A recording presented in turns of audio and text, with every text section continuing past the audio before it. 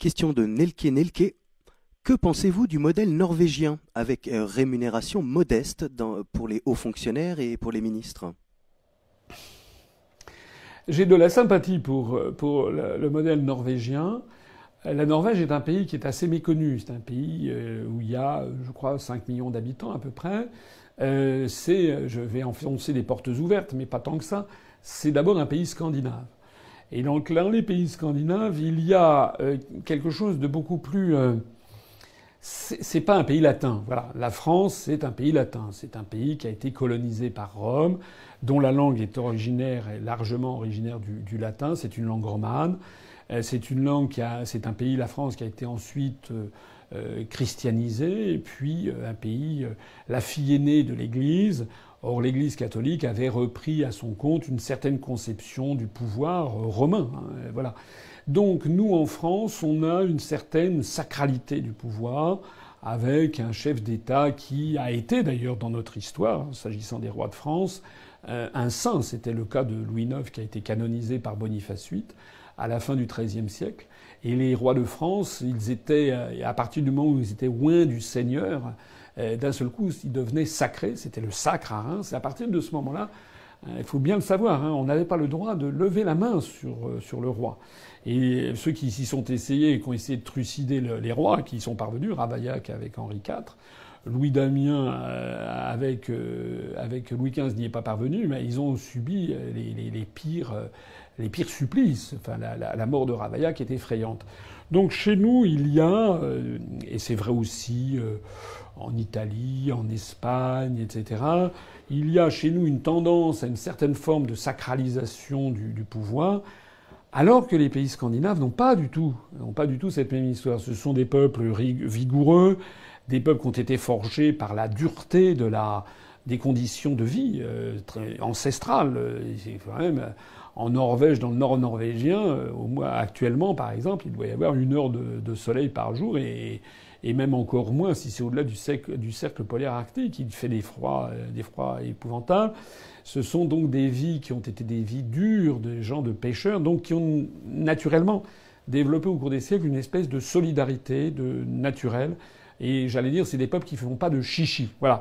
Alors, à notre époque, ça donne en effet ce que dit cet internaute, c'est-à-dire que quand vous allez au Danemark, en Suède, en Norvège, vous avez des hauts fonctionnaires, des responsables politiques, vous avez des ministres qui mangent à la cantine avec les employés, vous avez un Premier ministre comme M. Olof Palme en Danemark qui se promenait dans la rue, ça lui a d'ailleurs valu d'être assassiné, on ne sait toujours pas bien qui l'a assassiné.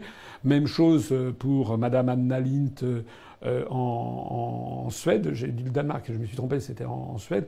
Même chose pour Madame Anna Lindh qui était ministre des Affaires étrangères, qui a été assassinée au moment du référendum de 2003. Voilà, ce sont des pays où effectivement il y a beaucoup moins d'apparat pour le pouvoir.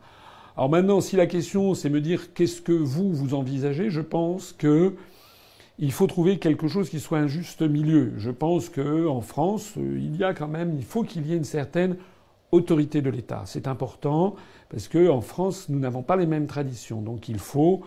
Moi, je ne pense pas, par exemple, que ce soit une bonne chose. Ça ne serait pas par exemple, c'est une très mauvaise chose, pour dire les choses telles que je le pense, de voir le président de la République avec un casque de mobilette pour aller voir sa maîtresse un jour de semaine sur une mobilette.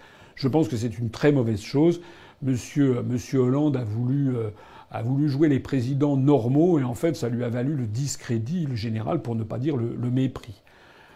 Je ne pense pas pour autant qu'il faille mépriser les gens, bien au contraire. Je pense qu'il faut au contraire montrer que la fonction de chef de l'État, c'est une fonction extrêmement respectable. Il faut donc être respectable pour exercer cette fonction.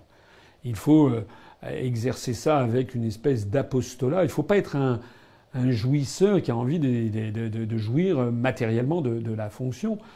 Moi, si je suis président de la République, j'essaierai d'exercer cette fonction avec le maximum d'autorité bienveillante et de dignité. Voilà. Et je ne serai pas là. Faites-moi confiance, vous ne me verrez pas en train d'emprunter, d'aller passer mes journées sur des yachts de milliardaires ou d'aller dans des villas hollywoodiennes ou d'aller passer mes vacances aux États-Unis chez tel ou tel milliardaire. Ça, c'est pas du tout mon genre.